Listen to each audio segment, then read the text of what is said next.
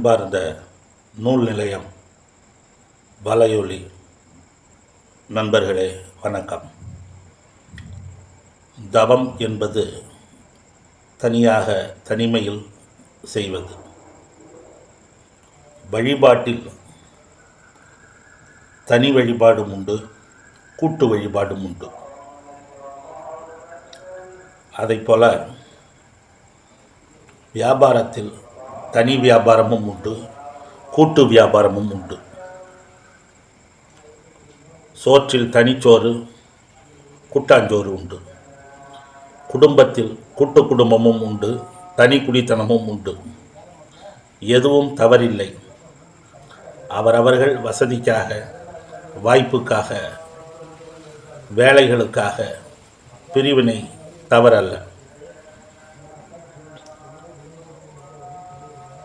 ஆனால் ஒரு தத்துவத்திற்காக, ஒரு கொள்கைக்காக இன்னென்ன செயல்களை செய்ய வேண்டும், இன்னென்ன நற்பணிகளை ஆற்ற வேண்டும், இன்னென்ன தர்ம காரியங்களை செய்ய வேண்டும், உழவாரப் பணிகளை செய்ய வேண்டும் என்பதற்காக நம்முடைய முன்னோர்கள் சில மடங்களுக்கு சொத்துக்களை எழுதி வைப்பார்கள். அதைப்போல அரசியல் கட்சிகளிலும் தொழிலாளர்கள், விவசாயிகள், தொண்டர்கள் இரத்தம் சிந்தி நிதி திரட்டி ஒரு அறக்கட்டளையை ஏற்படுத்தி இந்தந்த பணிகளுக்காக இதை செய்ய வேண்டும் என்று ஒரு பெரிய அமைப்பை உருவாக்குவார்கள். பெரியார் அவர்கள் சுயமரியாதை பிரச்சார நிறுவனம் என்று ஒன்றை உருவாக்கினார். அதேபோல பொது உடைமை இயக்கத்திலும் இருக்கலாம், மற்ற சில கட்சிகளிலும் இருக்கலாம். காங்கிரஸ் கட்சியில் கூட சத்தியமூர்த்தி பவன் உட்பட ஆயிரக்கணக்கான கோடி சொத்துக்கள், அறக்கட்டளைகள் இருக்கின்றன. ஆனால் பல பத்திரிகையாளர்களும் அரசியல் பார்வையாளர்களும் என்ன சொல்லுகிறார்கள்? இந்த பொது உடைமை கட்சியில், தேசிய கட்சிகளில் சில பெருச்சாளிகள், மேல் மட்டத்தில் இருக்கக்கூடிய சில பெருச்சாளிகள் அந்த ஆயிரக்கணக்கான கோடி சொத்துக்களை அனுபவிப்பதற்காகவே இருக்கிறார்கள். சில பேர் தனக்கு எம்எல்ஏ பதவி கிடைத்தால் போதும், தனக்கு எம்பி பதவி கிடைத்தால் போதும் என்று நினைத்து கொண்டு கட்சியை அழித்து விட்டார்கள், அமைப்பை அழித்து விட்டார்கள் என்கிற குற்றச்சாட்டு நாடு முழுவதும் இருக்கிறது. அதனால்தான் அந்த இயக்கங்களிலேயே சில பேர் தங்களுடைய நூல்களை தனியாக வேறு ஒரு பதிப்பகத்தில் போடுகிறார்கள். அந்த நிறுவனத்தில் பணியாற்றிய பலரை விலகி வந்து வேறு ஒரு நிறுவனத்தை தொடங்கி நடத்தி கொண்டு அதில் புத்தகங்களை வெளியிடுகிறார்கள். கட்சிகள் உடைவதைப் போல இப்படியும் பதிப்பகங்களும் உடைந்து, அறக்கட்டளைகளும் உடைந்து புதிதாக ஒரு அறக்கட்டளைகள் தோன்றுகின்றன. ஆணைமுத்து தனக்காக ஒன்று வைத்து கொண்டார், மணியரசன் தனக்காக ஒன்று வைத்து கொண்டார், நெடுமாறன் தனக்காக ஒன்று வைத்து கொண்டார்.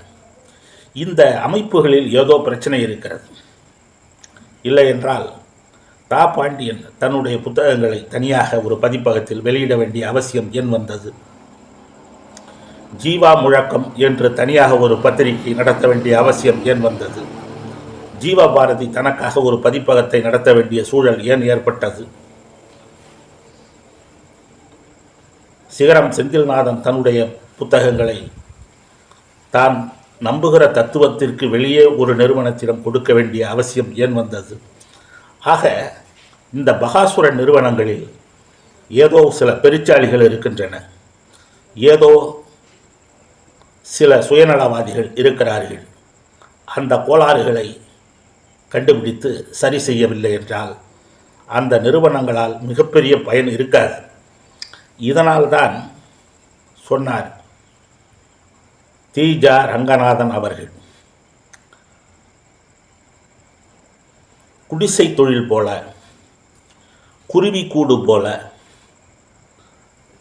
சிறுவர்கள் மணல் வீடு கட்டுவதைப் போல, தூக்கணாங்குருவி கூடு கட்டுவதைப் போல சின்ன சின்ன நிறுவனங்கள் தோன்ற வேண்டும். அப்பொழுதுதான் அறிவு வளர்ச்சிக்கு உதவி செய்ய முடியும், பரிசோதனை முயற்சிகள் நடக்கும் என்று சொன்னார். அதனால்தான் மாவோ 100 பூக்கள் மலரட்டும் என்று சொன்னார். அதனால்தான் ஜெயகாந்தன் சொன்னார், ஒரு கொள்கைக்கு தாலி கட்டி கொள்ளக்கூடாது, நன்மை எங்கிருந்தாலும் ஏற்றுக்கொள்ள வேண்டும் என்று சொன்னார். அதனால்தான் விவேகானந்தர் சொன்னார், எல்லா மார்க்கங்களிலும் உண்மை இருக்கிறது என்றார். 30 ஆண்டுகளுக்கு முன்பு கர்நாடக மாநிலத்தில் ஒரு தொழிற்சாலையில் பணியாற்றி கொண்டிருந்தோம். அப்பொழுது மணிமாறன் என்று எங்களுடைய என்ஜினியர் ஒருவர் இருந்தார். அவர் 2 நாட்கள் விடுமுறை எடுத்துக்கொண்டு சொந்த ஊருக்கு சென்றார். உடனே இளைஞர்கள், சின்ன பசங்க, திருமணமாகாத இளைஞர்கள், 23, 24 வயதானவர்கள், ஒரு 3-4 பேர் நாங்கள் என்ன பண்ணோம், நாங்களும் 2 நாள் ஏன்னா கேட்க ஆள் இல்லையில, அதனால் நாங்களும் ஒரு 2 நாள் லீவ் போட்டுட்டு சினிமா பார்ப்பது, பீர் குடிப்பது, ஊரை சுற்றுவது என்று இருந்தோம். 2 நாட்கள் விடுமுறை முடித்துவிட்டு ஃபேக்ட்ரிக்கு வந்தார் இன்ஜினியர் மணிமாறன். அவர் சொன்னார், வந்த உடனே தகவல் வந்துருச்சு, நீங்கள் போன உடனே இந்த பசங்க 3-4 பேர் இவனுங்களும் கிளம்பிட்டானுங்க, 2 நாளாக வரலிங்க, வேலைக்கு வரலிங்கன்னு சொல்லிட்டானுங்க. அவர் கூப்பிட்டார் எங்களை. ஏண்டா, ஏதோ வயசு கோளாறு, ரைட்டு, படம் பார்க்குறீங்க, ஊரை சுற்றுறீங்க, ரைட்டு, வீடு எடுத்து போட்டிருக்காங்கள, வீடென்று எதனை சொல்வீர், வீடு எதுக்குடா இருக்குது, படம் பார்த்தீங்க, ஊரை சுற்றுனீங்க, பீர் குடிச்சிங்க, ரைட்டு, வீடுன்னு ஒன்று இருக்குல்ல, சமைச்சாவது சாப்பிட்லாம்ல, 3 வேளையும் ஏன்டா கடையில் சாப்பிட்டீங்க அப்படின்னு கேட்டார். அந்த மாதிரி இவனும் ஆளுங்கட்சியாகவும் வரப்போகிறதில்ல. இந்த மதிமுக, இந்திய கம்யூனிஸ்ட்டு, மார்க்சிஸ்ட் கம்யூனிஸ்ட்டு, காங்கிரஸ், இதெல்லாம் ஆளுங்கட்சியாகவும் வரப்போகிறதில்ல, எதிர்கட்சியாகவும் வரப்போகிறதில்ல. பேசாமல் ஒரு நல்ல படம் எடுக்கலாம், நல்ல தொலைக்காட்சி தொடர் எடுக்கலாம், நல்ல புத்தகங்களையாவது வெளியிடலாம். இதெல்லாம் அதுக்கு கூட லாய்க்கு இல்லைன்னா என்ன பண்ண முடியும்? சமைச்சாவது சாப்பிட்லாம்ல அப்படின்னு சொன்னார்ல, அந்த மாதிரி இந்த மாதிரி வேலையாவது ஒழுங்காக செய்யலாம்ல. அறுக்க முடியாதவன் கையில் 58 அருவாள்னு சொன்னான். அந்த மாதிரி இப்போ நல்லா கவனிக்கணும். இப்போ ராஜேஷ்குமார் நாவல் இருக்குன்னா அதை எந்த பதிப்பகம் வேணாலும் போடலாம், லாபம் வரும். அதே போல் இறையன்பு ஐஏஎஸ் இருக்காருன்னா அவர் எழுதுறது வணிகத்தன்மை உள்ளது, வணிக நோக்கம், வணிக வெற்றி கொண்டது, அது யார் வேணாலும் போடலாம், அதுக்கு ஒரு பெரிய விஷயம் இல்லை. அதே மாதிரி அது நல்ல விஷயந்தான், ஆனால் அதை யார் வேணாலும் போடலாம். இப்போ கோனார் நோட்ஸ் இருக்குது அப்படின்னா கோனார் நோட்ஸு நல்ல விஷயந்தான், அது எல்லா வாசகர்களுக்கும் உரியது அல்ல, அது வணிக நோக்கம் உள்ளது, அதை எந்த பதிப்பாக வேணாலும் போடலாம். ஆனால் கலை இலக்கியத்திற்காகவும் கொள்கைக்காகவும் லட்சியத்திற்காகவும் சில புத்தகங்கள் வருகிறது என்று சொன்னால் அதற்கு வணிக நோக்கம் இருக்காது, இருக்க முடியாது, இருக்கக்கூடாது, இருக்காது, இருக்க முடியாது, இருக்கவும் கூடாது, இருந்தால் நல்லது. அப்படிப்பட்ட புத்தகங்களை வெளியிட வேண்டும் என்பதற்காகத்தான் அந்த பகாசுர நிறுவனங்கள் உருவாக்கப்பட்டது. பல்லாயிரக்கணக்கான லட்சக்கணக்கான மக்களிடம், தொழிலாளிகளிடம் நிதி திரட்டி உருவாக்கப்பட்டது. இப்போ ஒரே ஒரு கேள்வி, டாக்டர் வரதராஜலு நாயுடு பத்திரிகை, புகழ்பெற்ற பத்திரிகை, தமிழ்நாடு, அதில் தேர்ந்தெடுக்கப்பட்ட கட்டுரைகள், அதனுடைய தலையங்கங்கள் புத்தகமாக வந்திருக்கிறதா? அதற்கு காங்கிரஸ் கட்சி உதவியதா? பேனா மன்னர் டிஎஸ் சொக்கலிங்கத்தினுடைய தேர்ந்தெடுக்கப்பட்ட தலையங்கங்கள் புத்தகமாக வந்திருக்கிறதா? அதற்கு காங்கிரஸ் முயற்சித்ததா? இல்லை. ஏஎன் சிவராமன் புகழ்பெற்ற ஆசிரியர், அவருடைய தேர்ந்தெடுக்கப்பட்ட தலையங்கங்கள், கட்டுரைகள் புத்தகமாக வந்திருக்கிறதா? இல்லை. சரி, அதை போல நம்முடைய ஜனசக்தியில்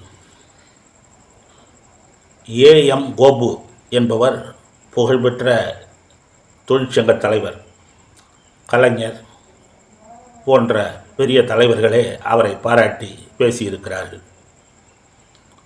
அவர் எழுதுவார், தியாகராஜன் எழுதுவார், அரந்தை நாராயணன் பரபரப்பான அரசியல் கட்டுரைகளை எழுதியிருக்கிறார் எரிமலை என்கிற பெயரில். பழனி ராகுலதாசன் எழுதியிருக்கிறார், காசி விஸ்வநாதன் எழுதியிருக்கிறார், இந்திரஜித் எழுதியிருக்கிறார், தனுஷ்கோடி ராமசாமி எழுதியிருக்கிறார், பேராசிரியர் செல்லன் எழுதியிருக்கிறார், செல்லப்பன் எழுதியிருக்கிறார். இப்படி பல பேராசிரியர்கள் எழுதியிருக்கிறார்கள். பழனி ராகுலதாசன், அரந்தை நாராயணன், இப்படி பல பேரை சொல்லலாம். இந்த கடந்த 40 ஆண்டு காலமாக, கடந்த 30 ஆண்டு காலமாக இவர்களுடைய தலையங்கங்கள், கட்டுரைகள் தேர்ந்தெடுக்கப்பட்டு ஜனசக்தி தலையங்கம், ஜனசக்தி கட்டுரைகள் என்று புத்தகமாக வந்திருக்கிறதா? இல்லை. சரி, தீக்கதிர் பத்திரிகையில் இப்படி ஒரு ஆசிரியர் கோஷ்டி உண்டு. அவர்கள் தீக்கதிர் தேர்ந்தெடுக்கப்பட்ட தலையங்கங்கள், தீக்கதிர் தேர்ந்தெடுக்கப்பட்ட கட்டுரைகள் வெளிவந்திருக்கிறதா? இல்லை. சரி, தாமரை தலையங்கம், தாமரை சிறுகதைகள், தேர்ந்தெடுக்கப்பட்ட சிறுகதைகள், தாமரை தேர்ந்தெடுக்கப்பட்ட இலக்கிய கட்டுரைகள் வந்திருக்கிறதா? இல்லை. செம்மலர் சிறுகதைகள், தேர்ந்தெடுக்கப்பட்ட சிறுகதைகள், செம்மலர் தலையங்கம், செம்மலர் இலக்கிய கட்டுரைகள் வந்திருக்கிறதா? இல்லை. புதிய புத்தகம் பேசுது, உங்கள் நூலகம் போன்றவற்றில் வெளிவந்த முக்கியமான புத்தக மதிப்புரை கட்டுரைகள், இலக்கிய கட்டுரைகள் புத்தக வடிவம் பெற்றிருக்கிறதா? இல்லை. ஆனால் ஆசிரியர் குழுவை பார்த்தால் அந்த பத்திரிகையில், அந்த பத்திரிகையை நாடு பூரா எத்தனை பேர் படிக்கிறானோ அதில் பாதி பேர் இருப்பான் ஆசிரியர் குழுவில். இது நான் சொல்லலை, ஜெயகாந்தனே கிண்டலாக சொல்லுவார் இப்படி. அந்த மாதிரி இதில் பல்கலைக்கழக மானிய குழு அப்படின்னு வேற பெருமையாக போட்டுக்குவான். எதுக்கு சொல்கிறோம்னா, அறுக்க முடியாதவங்க கையில் 58 அருவா அப்படிங்கிற மாதிரி இதெல்லாம் வரணும். முரசொலியில் அதே போல் ஒரு குழு, எழுத்தாளர் குழு இருந்தது அந்த காலம். இப்பொழுது அப்படி சொல்லவில்லை, அந்த காலத்தில் நல்ல எழுத்தாளர் குழு இருந்தது.